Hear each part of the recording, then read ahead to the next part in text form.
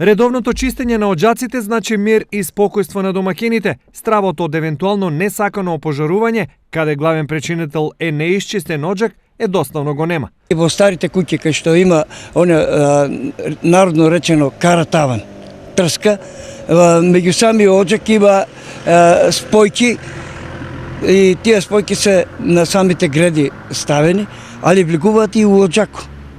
И ако дојде до опожарување, фактички првото опожарување е кај тие гредички. Затоа Димишков ги советува граѓаните како вид на дрва за огрев да користат, доколку сакаат проблемот со нивните оџаци да го нема во текот на грејната сезона. Дрвовите дрва повише дават калорија, али дават типа и маснотија на самиот оџак. Буката само ставија, ако е сува, одени самиот оџак.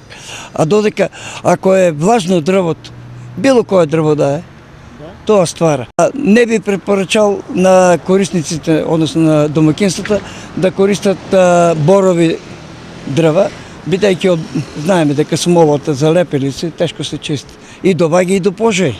Граѓаните се одговорни кога се работи за редовно одржување на оџаците. Го делат мислењето на оџачарот Димишков за редовно чистење на истите.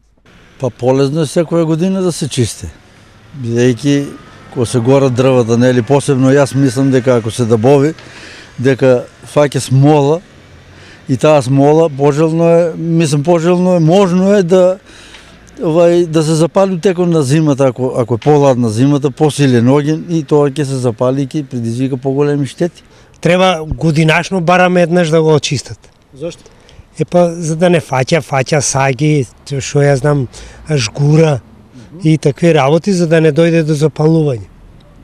Побезбедно ли е ако Побезбедно е ако се чисти бар еднаш годишно. Идентичен е апелот и од пожарникарите. Девизата "Чисти оџаци, помалку работа за нив" добива на поголема важност во текот на грејната сезона. Сакаме да упатиме повторно едно потсетување до граѓаните на општина Кочани за чистење на оџаците на своите домови, а посебно за колективните домувања, каде што поставивме и писмени известувања, а се со цел за поголема безбедност од настанување на пожари во текот на зимниот период.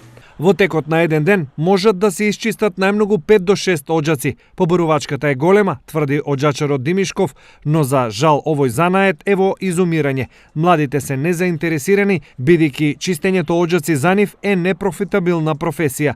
Како и да е, 2/3 од штипјани и кочанци грејната сезона ја поминуваат грејќи се на дрва. Се додека е ваква состојбата, потребата од човекот во црно, качен на оџак, што патен според народното верување среќа носи, е повеќе од потребна.